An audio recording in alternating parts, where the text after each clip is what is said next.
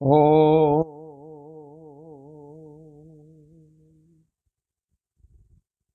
ओ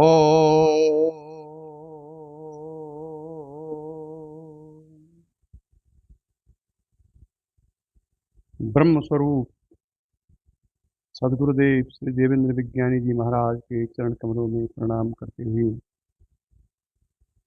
आत्म स्वरूप सभी साधकों को प्रणाम करते हुए आज का प्रवचन का आधार श्रीमती रितु सिंह जो आजकल कनाडा में हैं उनके प्रश्न के आधार पर है। उन्होंने कहा कि तत्व ज्ञान के बारे में भरपूर तथ्य बता करके प्रवचन के माध्यम से उसको बताने की कृपा करें, ऐसा उनका प्रश्न था। अतः उनकी भावना को मद्देनजर रखते हुए यह प्रवचन किया जा रहा है। यद्यपि मैं अब प्रवचन का मैंने सोचा था कि कल का जो प्रवचन था वो अंतिम होगा, लेकिन साधकों के प्रश्न जब भी आए और मैं उसमें दखल रखता हूँगा तो हर समय उनका स्वागत है। इस बारे में तत्व ज्ञान का उनका प्रश्न है, तत्व ज्ञान को भरपूर तथ्यों के आधार पर प्रवचन करने के माध्यम से इस पर प्रकाश डाले।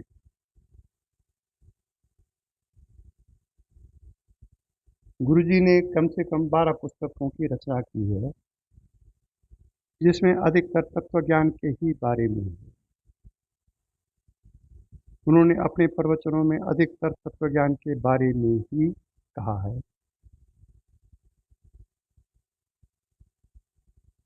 और मैंने भी जितने प्रवचन किए उनके पुस्तकों के आधार पर यदा कदा तत्व ज्ञान पर ही उन्हीं की कृपा से मैंने कहा है।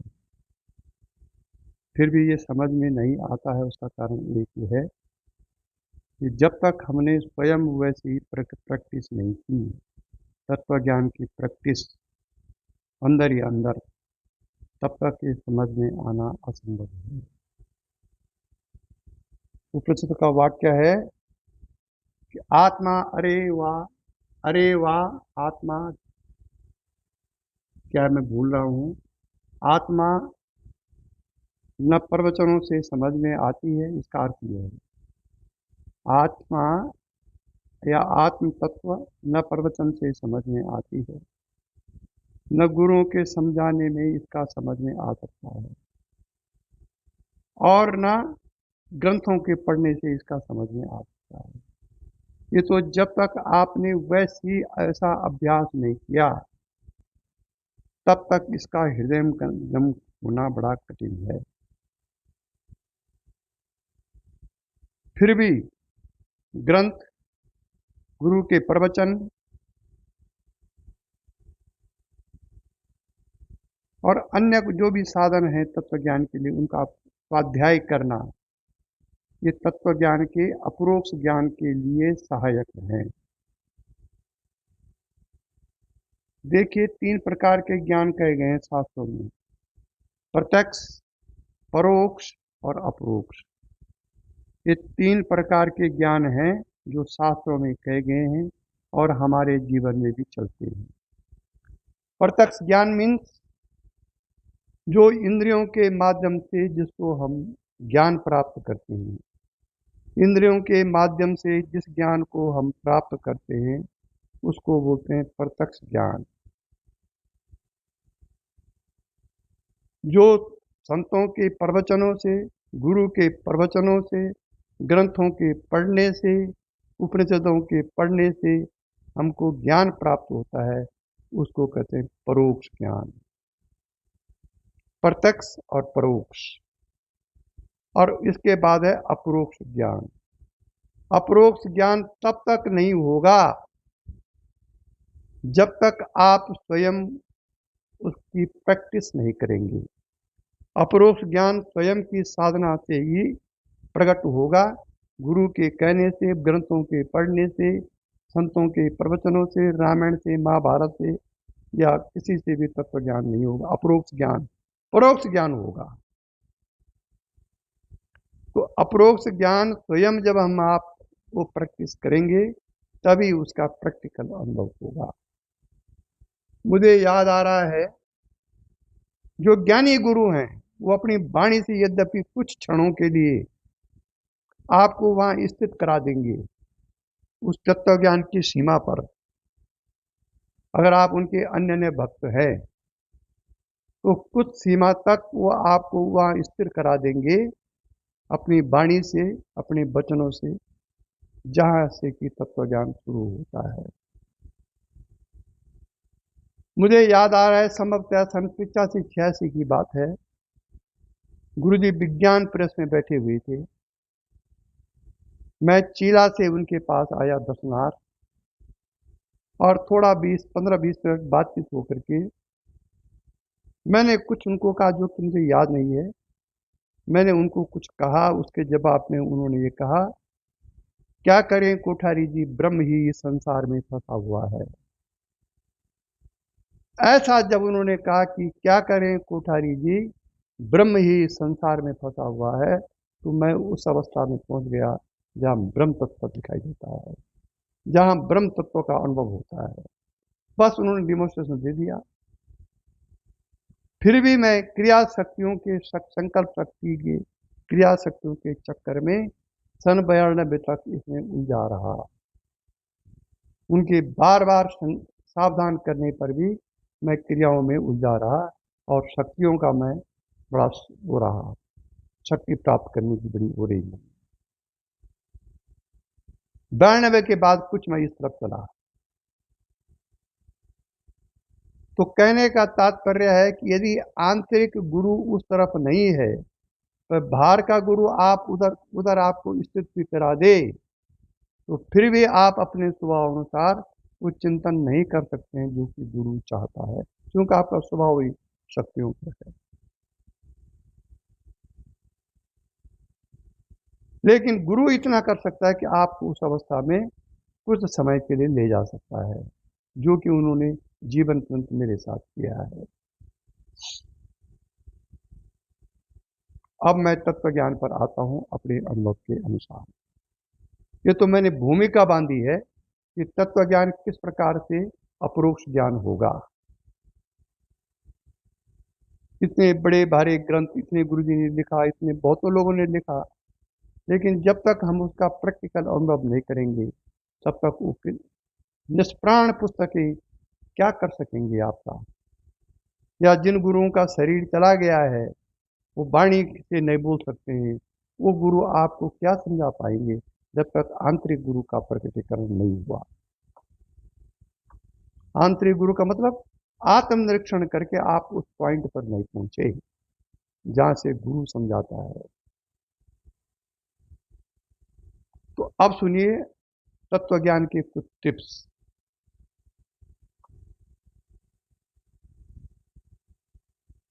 हमारी साधना केवल साक्षी तक है। साधना के बल से हम केवल साक्षी तक पहुंच सकते हैं। साक्षी में पहुंचने के बाद ऑटोमेटिकली आपकी साधना निरंतर बढ़ती जाएगी अगर आपकी दृष्टि उस तरफ है, क्योंकि साक्षी तत्व ही फिर सर्वज्ञता, सर्वव्यापकता और सर्वदेश रहित की अवस्था में जाता है। साक्षी पहले अंदर प्रकट होता है, फिर वो बाहर प्रकट होता है। कहने का तात्पर्य यह है कि तत्व ज्ञान के लिए हमको सर्वप्रथम परमात्मा, आत्मा, जीवात्मा, जगत, परमात्मा, आत्मा, जीवात्मा, जगत, इन चारों को समझना पड़ेगा। जब तक हम इन चारों को नहीं समझते हैं, तब तक तत्व ज्ञान का प्रकटीकरण होना दिवा स्वप्न के समान है।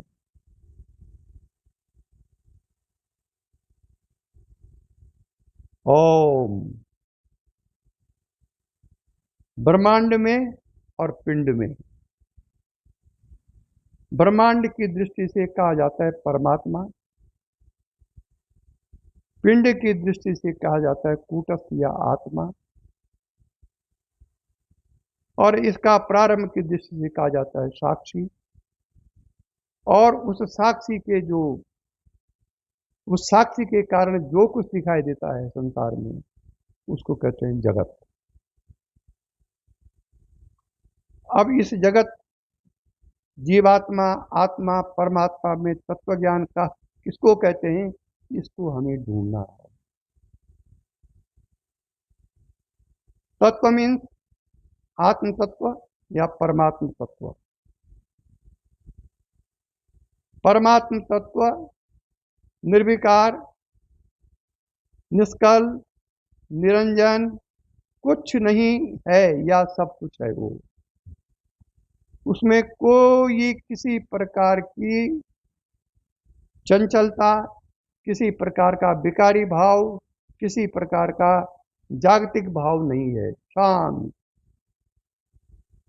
परम शांत महासागर की तरह है। वो है परमात्मा विश्व ब्रह्मांड में। अब मैं इसको शाब्दिक दृष्टि से समझा रहा हूं आपको। बात एक ही है, जीवात्मा, आत्मा, परमात्मा, लेकिन ये शब्द क्यों प्रयोग हैं अलग अलग? अगर एक ही है तो अलग अलग क्यों है ये? क्योंकि हम शरीर में हैं, पिंड में हैं हम, और वो परमात्मा जो है किसी पिंड में नहीं बल्कि ब्रह्मांड में भी है। ब्रह्मांड का साक्षी भी वही है और पिंड का साक्षी आत्मा भी वही है। और वही आत्मा, वही परमात्मा आत्मा बनता है, वही आत्मा फिर जीवात्मा बनता है, और वही जीवात्मा फिर जगत बनता है। यह है तत्व ज्ञान।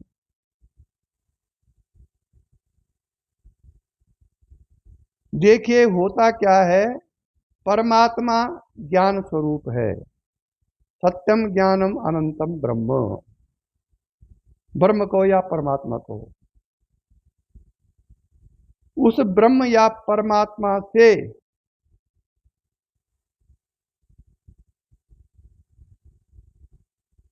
ब्रह्म या परमात्मा से उनकी शक्ति के द्वारा, ये जिसको प्रकृति कहा गया है, अव्यक्त अव्यक्त प्रकृति में एक चेतना के कारण, परमात्मा की चेतना के कारण, जब वो प्रकृति शुद्ध सत्व प्रदान हुई, जब प्रकृति में और तीन गुणों का मिश्रण नहीं है, केवल सतोगुण उसमें उत्पन्न हुआ, शुद्ध सत्व प्रदान प्रकृति हुई माया। शुद्ध सत्व प्रदान प्रकृति हुई परमात्मा या भगवान या आत्मा की माया। और जब उसी सत्व गुण में दो गुण और मिले, मिक्सचर हुआ, मतलब तमोगुण और रजोगुण, तो वो हुआ मलिन सत्य प्रदान, मलिन सत्व प्रदान गुण, और जीव की उत्पत्ति हो गई, अविद्या की उत्पत्ति हो गई। अब यहां से बट गया। माया तो हो गई ब्रह्मांड की, पिंड ब्रह्मांड में परमात्मा की माया, और अविद्या हो गई जीव की, अविद्या में हो गया जीव, और माया में फंस गया ब्रह्म। मतलब ब्रह्म में माया का आवरण पड़ गया, तुच्छेनावृता, और जीव में अविद्या का आवरण पड़ गया। अब यहां से शुरू हुआ, अब यहां से सृष्टि की उत्पत्ति शुरू हो गई। लेकिन तत्व है परमात्मा या आत्मा। अब तत्व ज्ञान कैसे हो? तो प्रकृति के वर्णन आ गए, फिर 5 भूत हुए, 5 भूतों से उनके गुण उत्पन्न हुए, 5 भूतों से फिर उनके अपंचीकृत हुआ, फिर सृष्टि हुई, जो कुछ जैसे हुआ, ये प्रकृति की माया आ गई। लेकिन प्रश्न तत्व ज्ञान का है कि इसका भरपूर प्रयोग कैसे होगा। अब मैं समझाता हूं।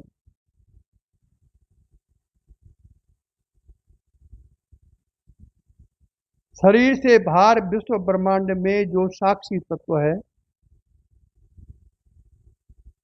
उस ब्रह्मांड की दृष्टि में रखते हुए उसको कहते हैं, उसका प्रकाशक है ब्रह्म। वही ब्रह्म जब शरीर के अंदर हम उसको कहते हैं, उसको कहते हैं कूटस्थ। वही ब्रह्म या वही परमात्मा शरीर के अंदर कूटस्थ नाम से कहा गया है, आत्मा के नाम से कहा गया है।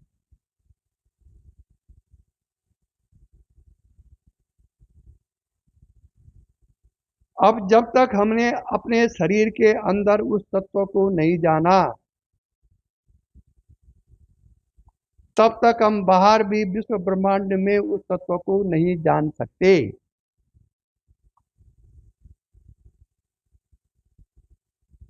और इसे जानने की प्रक्रिया में शक्तिपात की दीक्षा बड़ी सहायक है।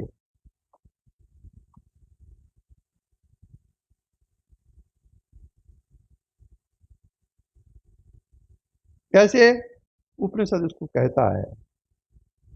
एक ब्रह्मणिका, एक उपनिषद है ब्रह्मणिका शंकराचार्य का, उसमें लिखा हुआ है कि तत्व ज्ञान ही माया बाधो ज्ञानेन कर्मणा। तत्व ज्ञान माया बाधो ज्ञानेन कर्मणा ज्ञान विज्ञान। अब आगे क्या है मुझे याद नहीं आ रहा है। ज्ञान विज्ञान, मैं भूल जाता हूँ बोलते बोलते। ज्ञान विज्ञान ऐसा कुछ है। और तब तीसरा श्लोक है कि तत् देव प्रसादेन। तीसरी लाइन है, दूसरी लाइन में बोल रहा हूं। तीसरी लाइन है कि तत् देव प्रसादेन गुरु साक्षात निरीक्षणात्।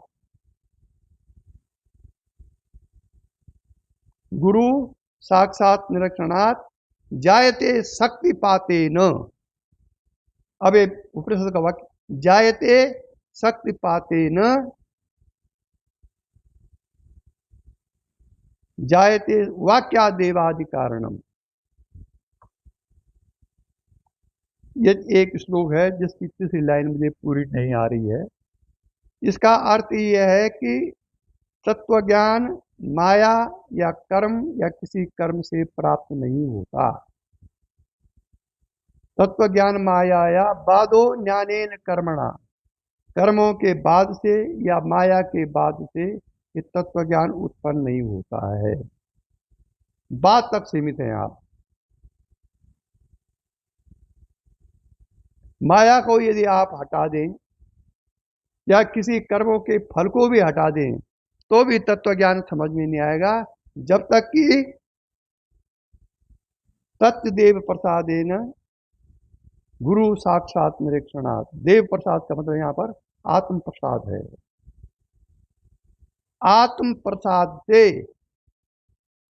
गुरु साक्षात निरीक्षण करता हुआ जायते शक्तिपातेन, शक्तिपात द्वारा जब तक कोई इच्छा ऐसी प्राप्त नहीं करता है गुरु शिष्य आपस में कि मुझे तत्व ज्ञान की प्राप्ति हो और गुरु के अंदर ये कल्याण की भावना न हो कि इस शिष्य को तत्व ज्ञान प्राप्त हो, तब तक महावाक्यों के जो वर्णन है ये समझ में नहीं आता है। यह है मेन, यहां से स्टार्ट है। महावाक्य जो 4 महावाक्य उपनिषदों में कहे गए हैं वो तब तक समझ में नहीं आता है जब तक स्वयं गुरु इच्छा न करे कि जिसको मैं दीक्षा दे रहा हूं, या शिष्य स्वयं तत्व ज्ञान की इच्छा लेकर के दीक्षा न ले, तब तक आत्म प्रसाद से ये चार महावाक्यों का प्रैक्टिकल अनुभव होना असंभव है। ये शास्त्रों में है। इसका मतलब ये कि शक्तिपात विद्या ही एक ऐसी विद्या है जो कि अपरोक्ष ज्ञान में आपको बड़ी हेल्पफुल हो सकती है, बशर्ते शक्ति के आवेश इस प्रकार से आपके अंदर प्रकट हो जाएं, जो कि आपके सांसारिक मन को शक्ति के प्रभाव से चिदाकाश में रमण करने लग जाए। ऐसे आवेश आते हैं शक्तिपात में, पर वो कब आते हैं? अन्यना चिंतन्ते यो मां यो जना पर्युपासते तेषां नित्याभियुक्तानां योगक्षेम वहाम्यहम्। ये तब आते हैं ये, जब तक आप अन्य भाव से, अन्य भाव का मतलब, अन्य मतलब वहां कोई दूसरा न हो चिंतन में,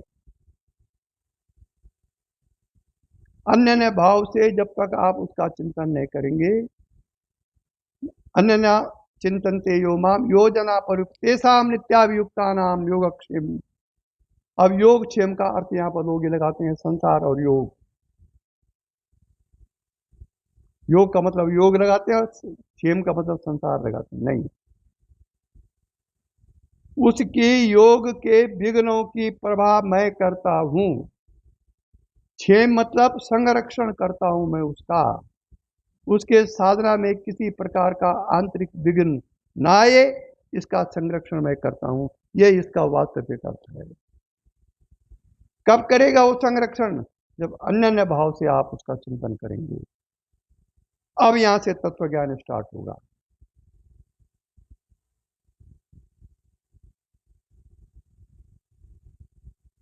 आपके अंदर पहले हम पिंड के लेते हैं कि पिंड में किस प्रकार से हम आत्मा के पास पहुंचेंगे, और जो ही हम आत्मा के पास पहुंचेंगे तो ही परमात्मा के पास पहुंचेंगे। तत्व ज्ञान प्रकटीकरण हो गया।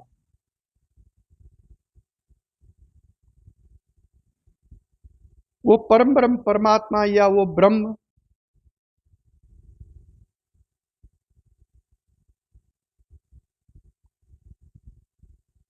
जब जीव के अंदर प्रवेश करता है,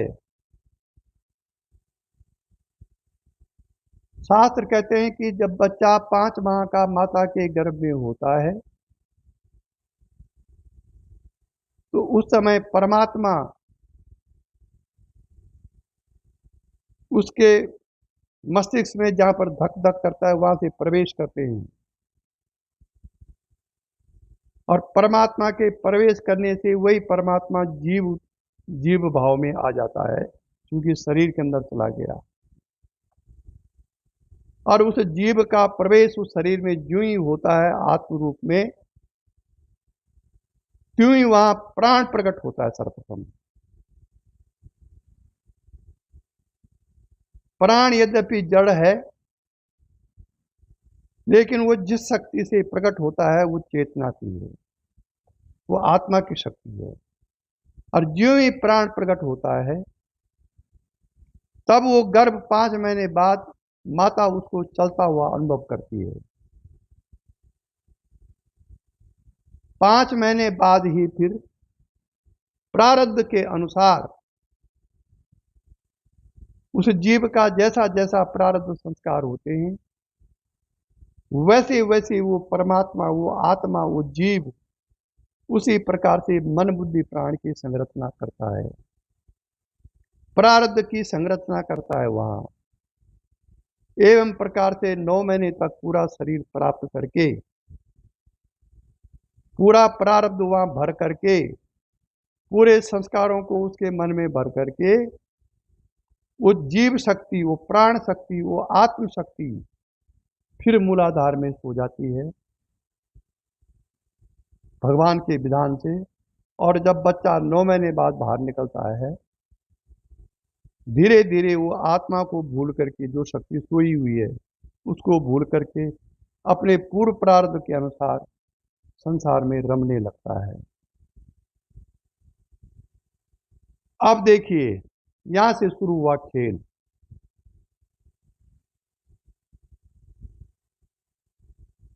जब आत्मा या परमात्मा उस शरीर में प्रवेश करता है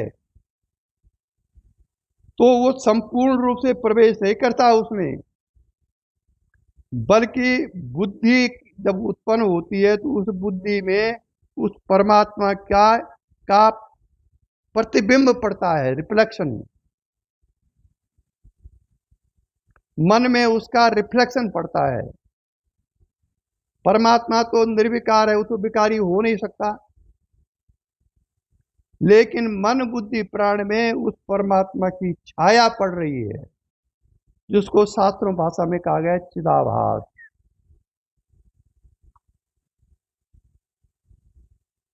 निर्विकार आत्मा अलग है और उसकी जो छाया या प्रतिबिंब या रिफ्लेक्शन मन बुद्धि प्राण शरीर में पड़ रहा है, उसको कहते हैं चिदाभास। यही चिदाभास जन्मता है, यही चिदाभास मरता है, यही चिदाभास संसार में विचरण करता है, परमात्मा या आत्मा नहीं करती है। हम भूल बस ब्रह्म बस चिदाभास को ही सत्य माने बैठे हैं।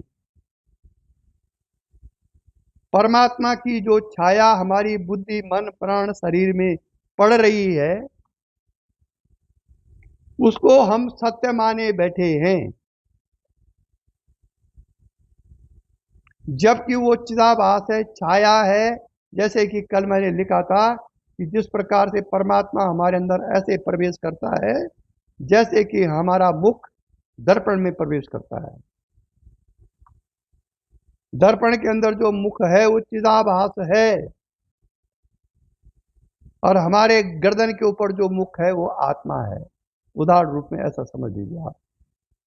लेकिन हम जब तक अपना श्रृंगार कर रहे हैं तब तक दर्पण के अंदर में जो चेहरा है उसी को वास्तविक चेहरा समझे बैठे हैं, और गर्दन के ऊपर जो मुख है उसको हम कुछ क्षण के लिए भूल जाते हैं। यही है माया।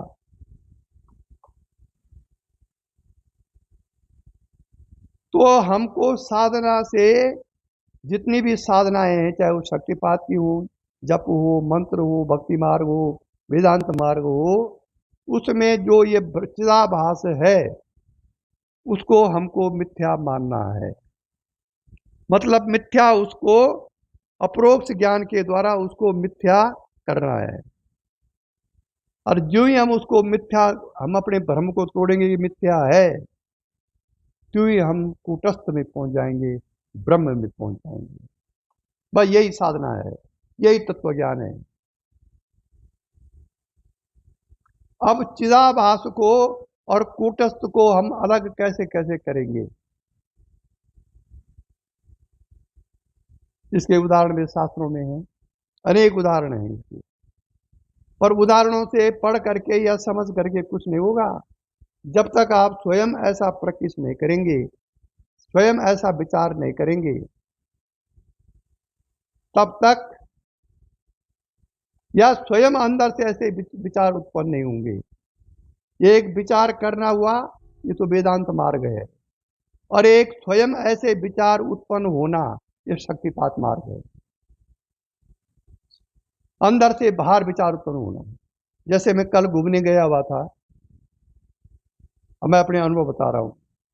बहुत अनुभव है मेरे पास, लेकिन उनका कहना समय पर होगा।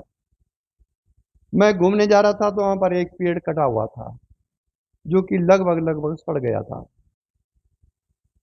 कटा हुआ पेड़, उसके उस पेड़ के ऊपर, सड़े हुए पेड़ के ऊपर कुछ मशरूम जैसे उगे हुए थे। जो जंगली मशरूम होते हैं वो ऊपर उगे हुए थे।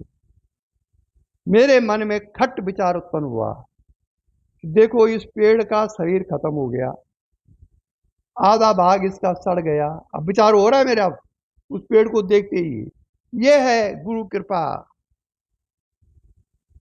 लेकिन फिर भी इसमें मशरूम जैसे 15-20 उगे हुए हैं।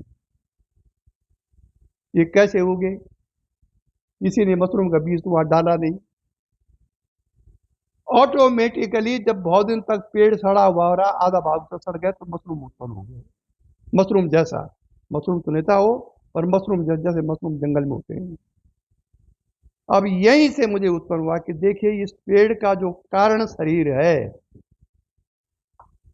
इस पेड़ का जो कारण शरीर है वो अभी खाली नहीं हुआ है, कारण शरीर के कारण ही इसमें ये मशरूम उग गया। अब ये है, बस पेड़ सड़ा हुआ है, निर्जीव है वो, लेकिन तत्व ज्ञान के विचार करने से आप वहां पहुंच गए जहां उस पेड़ का मूल है।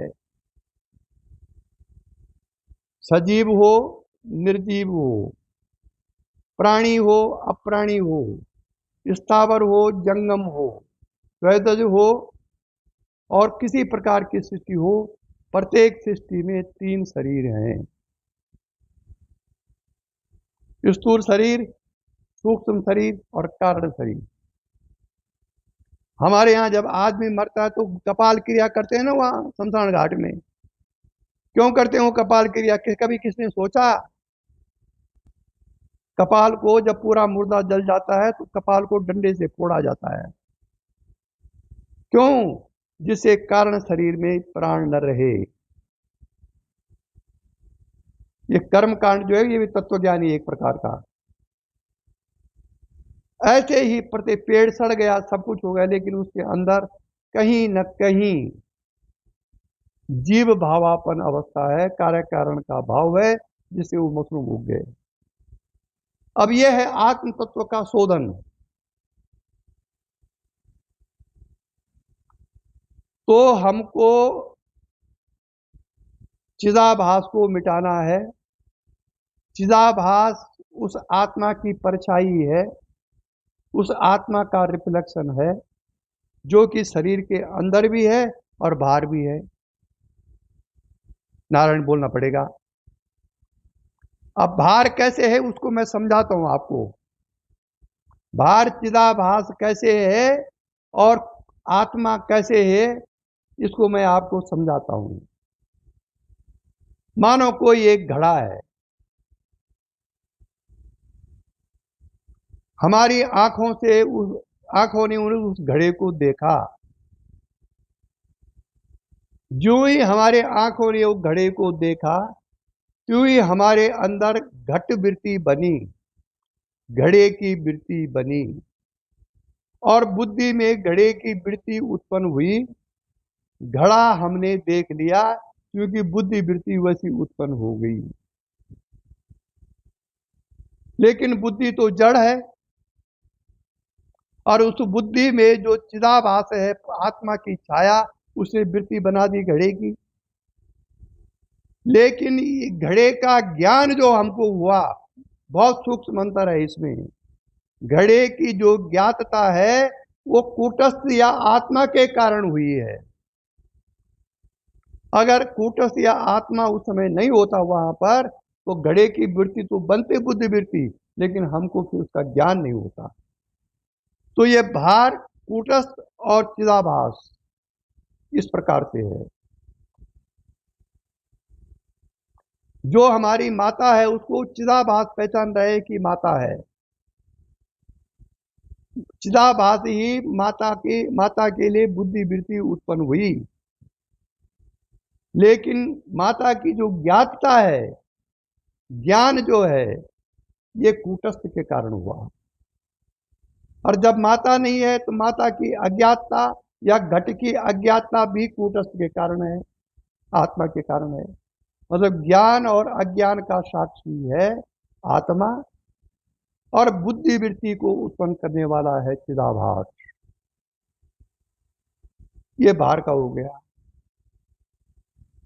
ठीक वैसे हमारे अंदर है काम, क्रोध, लोभ, मोह, माया, ममता की जो वृत्ति हमारे अंदर बन रही है, इसका कारण है चिदाभास। चिदाभास के कारण हमको मालूम होता है कि ये उत्पन्न हो रहा है, ये फलां वृत्ति उत्पन्न हो रही है।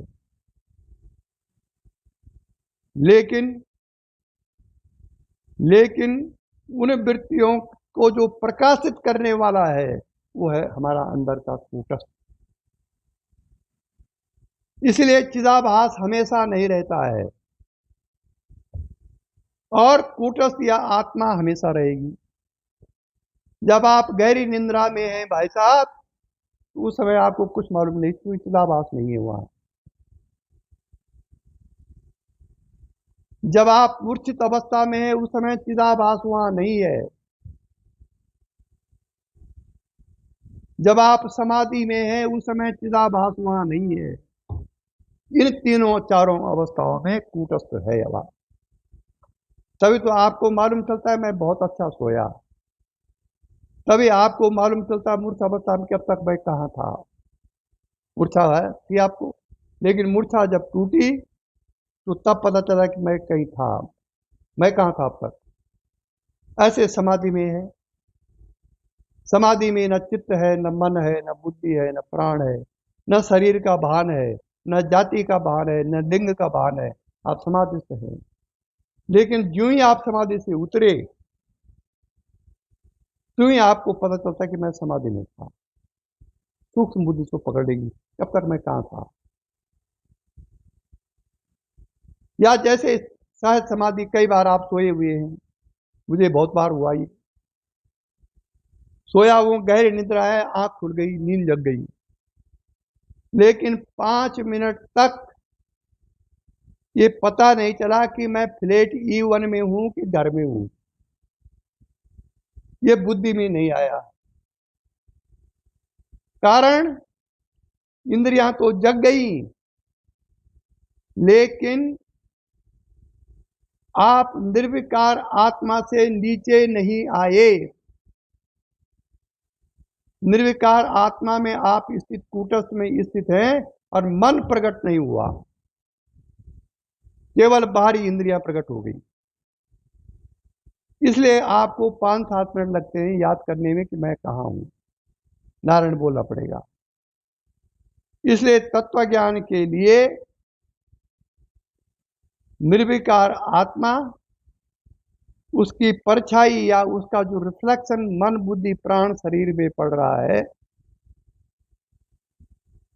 और बाहर जो कुछ उसका एक्टिविटीज है चिदाभास की, उसको समझना बहुत आवश्यक है।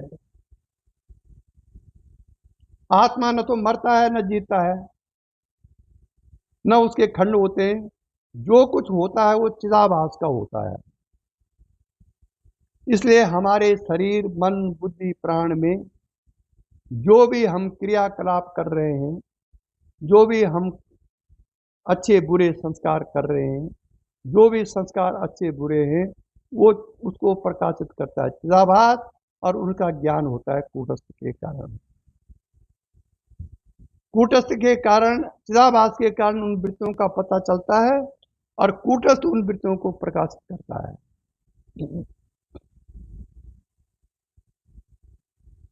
कूटस्थ निर्विकार है जो शरीर के अंदर है, ब्रह्म निर्विकार है जो शरीर के बाहर है, ब्रह्मांड विश्व ब्रह्मांड में। विकारी है मन बुद्धि प्राण, और उसमें जो रिफ्लेक्शन पड़ा है परमात्मा का, वो विकारी है। तो अपनी साधना के बल से हमको जो विकारी चिदाभास है, उसको सत्य न समझ करके, उसको असत्य मान करके, ब्रह्म मान करके, वास्तविक जो हमारी आत्मा है कूटस्थ आत्मा, उसमें स्थिर होने का प्रयास करें। स्थिर कब होंगे? जब हम चिदाभास को ब्रह्म मानेंगे। मानो हम चल रहे हैं सड़क पर, मन में हमारी कोई वृत्ति उत्पन्न हो गई, बहुत खराब वृत्ति, जैसे मेरी रही 10-12 दिन तक। वो संस्कारों के कारण होती है। किसी जन्म का संस्कार उत्पन्न हो गया और मन में वो वृत्तियां चलने लगे। संस्कार इतना गहरा कि जो कि बार बार आत्मचिंतन करने के बाद भी न जाए। वो किसी जन्म का या बचपन का या किसी भी समय का संस्कार उत्पन्न हो गया। अब यदि उस समय आप ये चिंतन कर सकें कि ये जो संस्कार है, ये बुद्धि जो वृत्ति है, ये चिदाभास के कारण उत्पन्न हो रही है, चिदाभास के कारण मुझे जान पड़ रही है, और चिदाभास तो परिछाई है, सत्य नहीं है। ये चिंतन अगर उत्पन्न हो गया तो वो बुद्धि वृत्ति ऑटोमेटिकली शांत होने शुरू हो जाएगी। क्योंकि जब दर्पण ही नहीं है तो चेहरा कहां से उत्पन्न होगा वहां। तो ये चिंतन के चिदाभास के द्वारा मन बुद्धि प्राण में जो चिदाभास पड़ रहा है परमात्मा का या आत्मा का, उसके कारण मन बुद्धि प्राण में जो वृत्तियां उत्पन्न हो रही है ये सब झूठी है। और इसका सत्यत्व और इसका झूठत्व ये प्रकाशित हो रहा है कूटस्थ आत्मा के कारण। कूटस्थ आत्मा मतलब कूटस्थ आत्मा की जो परछाई है चिदाभास, उसके कारण। अगर चिदाभास ब्रह्म अनुभव आ जाए ये झूठा है तो फिर आप वास्तविक कूटस्थ पे पहुंच जाएंगे। जैसे कि शीशे के अंदर का चेहरा, आप अचानक ही वृत्ति उत्पन्न के चेहरा तो मेरा ही परछाई, मेरे चेहरे की परछाई जो झूठी है ब्रह्म है, शीशे के हटने पर यह नहीं रहेगा, तो आप वास्तविक अपना चेहरा उस पर स्थिर होने लगेंगे। तो पूरी साधना का तत्व ज्ञान का जो चूड़ांत है वो जो हमारे शरीर के अंदर और शरीर के बाहर जो आत्मा की परछाई के कारण जिसको हम सत्य मान रहे हैं वो झूठा है, मिथ्या है, परिवर्तनशील है, ऐसी धारणा जब उत्पन्न हो जाएगी तो आप कूटस्थ में स्थिर हो जाएंगे। यही तत्व ज्ञान है। अब इसका एक बहुत अच्छा उदाहरण मैं देता हूं, उसके बाद ये प्रवचन समाप्त हो जाएगा। मेरे सामने ये मैं जिस कमरे में बैठा हूं इस समय गंगा वाटिका में, मेरे कमरे के सामने एक दीवार है, कमरे की दीवार है। इस दीवार में इस समय सूर्य का प्रकाश पड़ रहा है जिसको बोलते हैं सामान्य प्रकाश। अगर मैं अपने हाथ में एक दर्पण लूं या 2 दर्पण लूं या 3 दर्पण लूं और उन दर्पणों को मैं सूर्य की तरफ कर दूं तो सूर्य का रिफ्लेक्शन उन दर्पणों में आएगा और उन दर्पणों से फिर रिफ्लेक्शन होकर के दीवार पर उस सूर्य का प्रकाश पड़ेगा। नारायण बोलना पड़ेगा। यहां तक समझ में आ गया।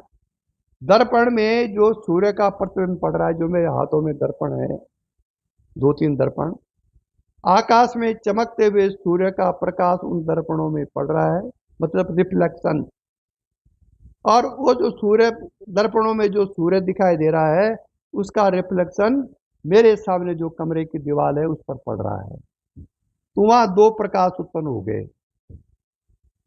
एक तो शीशे के अंदर का जो सूर्य है उसका रिफ्लेक्शन जो कि ज्यादा चमक रहा है दीवार पर, उसका प्रकाश, और एक आकाश में स्थित सूर्य का प्रकाश जो सामान्य प्रकाश है। ये 2 प्रकाश वहां पर उत्पन्न हो गए। सामान्य प्रकाश को कहते हैं सामान्य प्रकाश, कूटस्थ तत्व। और जो दर्पण के द्वारा सूर्य में, दर्पण में प्रतिबिंबित सूर्य का प्रकाश है जो दीवारों पर विशेष रूप से पड़ रहा है, जो अधिक प्रकाश में है, उसको कहते हैं चिदाभास। अब जहां जहां दर्पण का प्रकाश पड़ रहा है उसके अंदर भी सामान्य प्रकाश है, लेकिन वो दिखाई नहीं दे रहा है क्योंकि दर्पण में प्रतिबिंबित सूर्य का प्रकाश ज्यादा चमकीला है। और जहां जहां दर्पण के सूर्य का प्रकाश नहीं पड़ रहा है दीवार पर, वहां वहां सामान्य प्रकाश है। ठीक यही अवस्था हमारे अंतःकरण की है। इससे आप चिदाभास और सामान्य प्रकाश का अनुभव, सामान्य कूटस्थ का अनुभव कर सकते हैं। अगर हम दर्पण हटा दें, तीनों दर्पण अपने हाथ से, तो वो जो चिदाभास का जो प्रकाश है वो दीवार पर नहीं पड़ेगा, सामान्य प्रकाश सूर्य का पड़ेगा। तो ठीक यही अवस्था हमारा शरीर, हमारा मन, हमारी बुद्धि, हमारा प्राण, हमारी इंद्रियां, हमारी ज्ञान इंद्रियां, हमारी कर्म इंद्रियां, हमारी बुद्धि, इसमें 2-2 चेतन काम कर रहे हैं। एक चिदाभास का चेतन जो आत्मा का ही परछाई है, और एक कूटस्थ आत्मा का वास्तविक प्रकाश। तो हमको जो चिदाभास का प्रकाश है उस भ्रम को मिटा करके आत्मा के वास्तविक प्रकाश में पहुंचना है। यही साधना है, यही तत्व ज्ञान है। चिदाभास ये नहीं कि चिदाभास मिट जाता है ज्ञानी का। चिदाभास नहीं रहेगा तो कर्म कैसे करेगा? चिदाभास तो रहता है, लेकिन उसका जो भ्रम है ज्ञानी का, ये टूट जाता है कि चिदाभास वास्तविक सत्ता नहीं है, बल्कि इसका जो बिंब है दिखाई दे रहा है, कूटस्थ आत्मा, वही वास्तविक सत्ता है और वही मैं हूं। ये भ्रम टूट जाता है उसका। बात बाकी कर्म तो जैसे अज्ञानी करता है, ज्ञानी भी करता है। वो ठीक ऐसी अवस्था है भाई साहब बहन जी, साधक साधिकाओं, जैसे कि हम मरुस्थल में खड़े हों, राजकुमार शर्मा के राजस्थान में खड़े हों कहीं मरुस्थल में,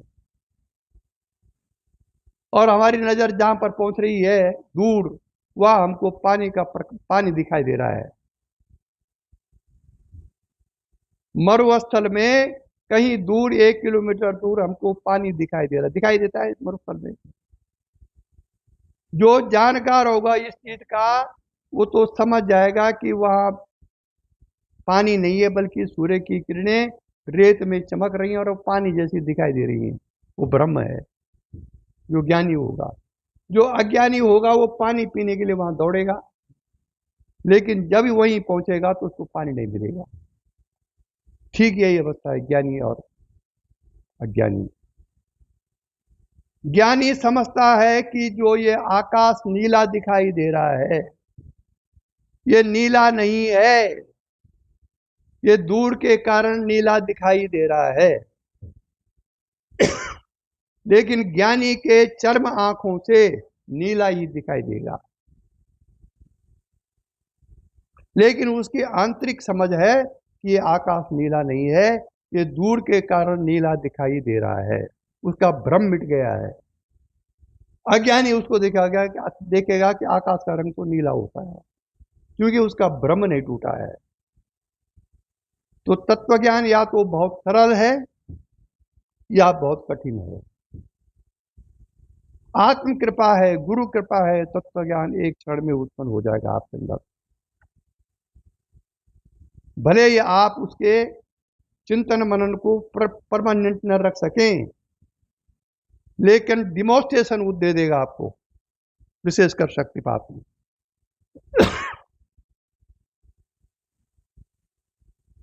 ईश्वर का विधान है कि जो मेहनत करेगा उसको मैं उसका फल दूंगा।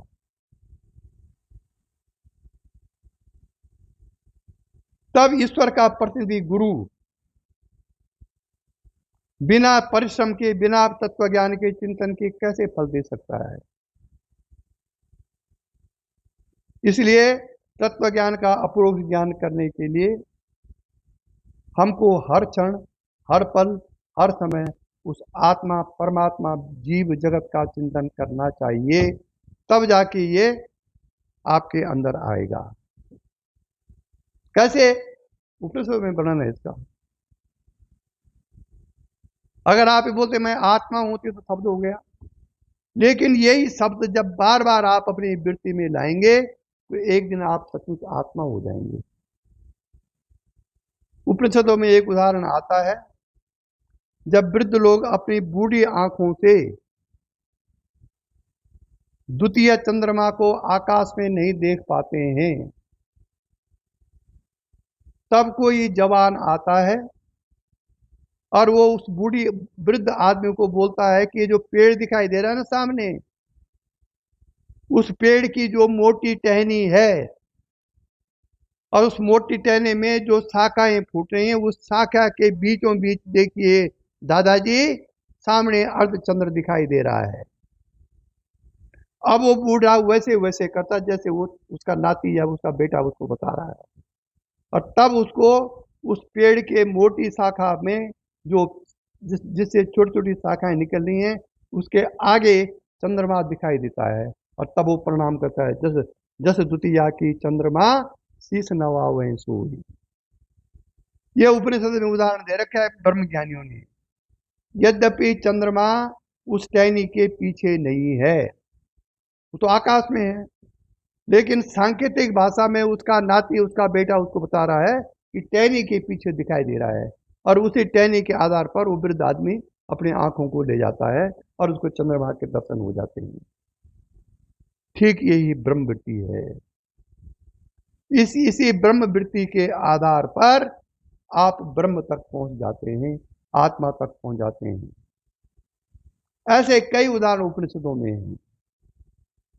अगर हम इसको चिंतन मनन करेंगे, अगर हम इसको हर समय काम करते हुए, संसार में चलते हुए, उठते बैठते खाते पीते हर समय अंतरात्मा में इसकी धारणा रखेंगे, तो एक दिन ऐसा आएगा जब आपको बिना प्रयास ही उस ब्रह्म का चिंतन होना शुरू हो जाएगा।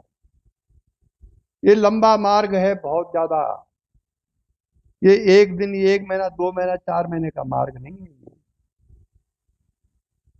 ये ता जीवन का मार्ग है। लेकिन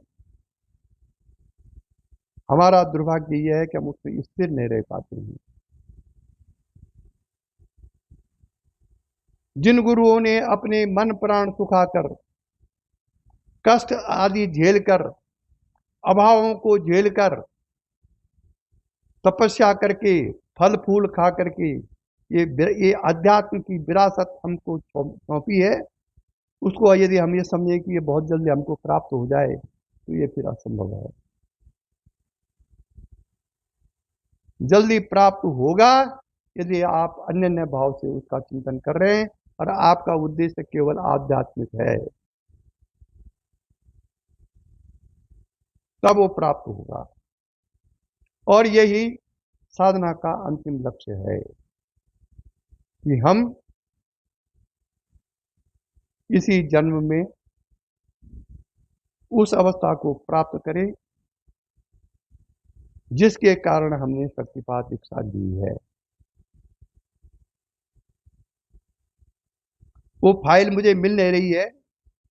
गुरुजी ने वर्ष 1999 से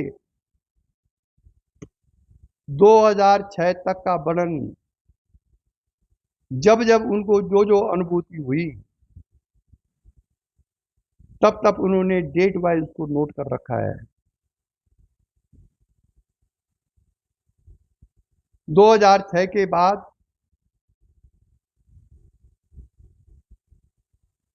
जब स्वेच्छा से शरीर विसर्जन नहीं हो पाया किन्हीं कारणों से, तो उन्होंने आयु वृद्धि की याचिका परमात्मा को भेजी हुई थी, जो 2006 के मध्य रात्रि स्वेच्छा से शरीर विसर्जन न होने के कारण, क्योंकि तब तक अनुमति आ गई थी, उनका शरीर 10 साल और चला। अब ये अविश्वसनीय है कि आप स्वयं अपनी आयु में वृद्धि कर सकते हैं, लेकिन ऐसा शास्त्रों में है। अगर आप आत्मचिंतन के लिए या परमात्म चिंतन के लिए आपकी अवस्था ऐसी है, तो आपकी आयु वृद्धि ऊपर से परमात्मा से वृद्धि हो सकती है, ऐसा गुरुजी का कथन था।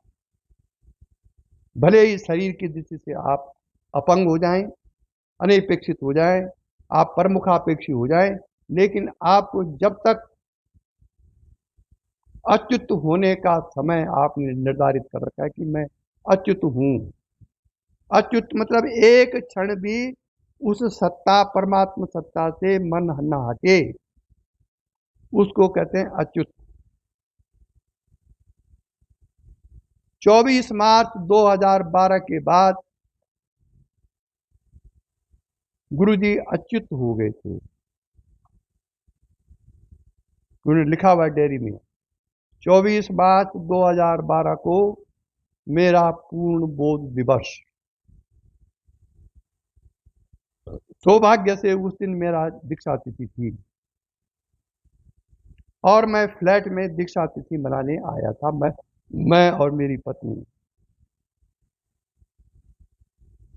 उन्होंने भावपूर्ण मुद्रा में अचानक बोला था, अच्छा तुम्हारी आज दीक्षा तिथि है और मेरा पूर्ण बोध दिवस है। तो मेरी पत्नी ने प्रश्न किया कि पूर्ण बोध दिवस क्या हुआ गुरुजी? तो उन्होंने कहा फिर बताऊंगा मैं। बाद में उनको ध्यान आया कि ये बातें मुझे बाहर नहीं करनी चाहिए थी, क्योंकि कुछ चीजें ऐसी हैं जो कि बाहर नहीं होनी चाहिए, क्योंकि लोगों को विश्वास नहीं होता है। और उन्होंने मेरी पत्नी से कहा कि अच्छा बेटा मैं फिर बताऊंगा। फिर उन्होंने कभी समय आया तो फिर उन्होंने बताया कि बेटा मैं तो वैसे बोल रहा था, पूर्ण बोध दिवस में आत्मज्ञान। उन्होंने उनको टाल दिया। लेकिन बाद में वर्ष 2013 में उन्होंने कुछ संकेत मुझको दिए, जब उन्होंने कुछ मुझे आध्यात्मिक रूप में कहा। फिर शरीरांत के 2 या 3 दिन पहले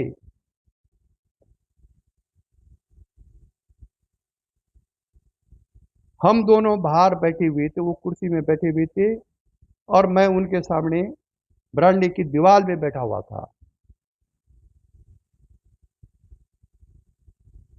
और उन्होंने कहा कोठारी जी वो श्लोक क्या है जो मैंने गुरु जी के बारे में लिखा था? एक लाइन उन्होंने, मैं भूल रहा हूँ उसको, एक लाइन उन्होंने कहा कि क्या कौन सा श्लोक है? यो योग दीक्षा। अब मैं समझ गया तो मैंने वो श्लोक पूरा बोला उनको। यो योग दीक्षा करना प्रवीणा सत्सात सिद्धांत विदाम धुरेणा तम योग मानंद मथोद दानम गुरु बजे हम बहु भक्ति मानम। गुरु न उन्होंने बोला गुरु बजे हम बहु सावधानम। और तब उन्होंने कहा कि अब मैं कुठारी जी अच्युत हो गया हूं। ये शरीरांत से 3 दिन पहले की बात है।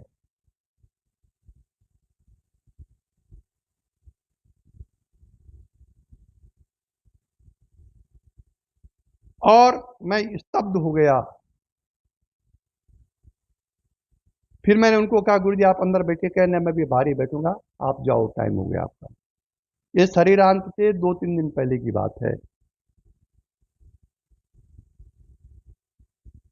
जो कुछ कमी बेसी रही हुई थी वर्तमान शरीर के कारण, वो उनको पूरा पूर्ण हो गया था और वो परमात्मा भाव में प्राप्त हो गए थे 2012 के बाद। तो ये बहुत लंबी यात्रा है। ये ऐसी यात्रा नहीं कि आपने 4 महीने 6 महीने से किया और फिर हो गया। जब तक ये शरीर है तब तक आत्मचिंतन में लगे रहिए, लगा रहना चाहिए, ऐसा वो कहते थे। अंतिम क्षणों तक भारी सी भारी विघ्न आ जाए, भारी सी भारी आपत्ति आप पर आ जाए, कितना ही उल्टा प्रारब्ध आ जाए, लेकिन आत्मचिंतन मत छोड़िए, तब ये तत्व ज्ञान उत्पन्न होगा। यही इसी के साथ आज का प्रवचन समाप्त हुआ। यही दिव्य दृष्टि हमें दीजे भगवान, वो कण कण में निस दिन तुम्हारे दर्शन। ओ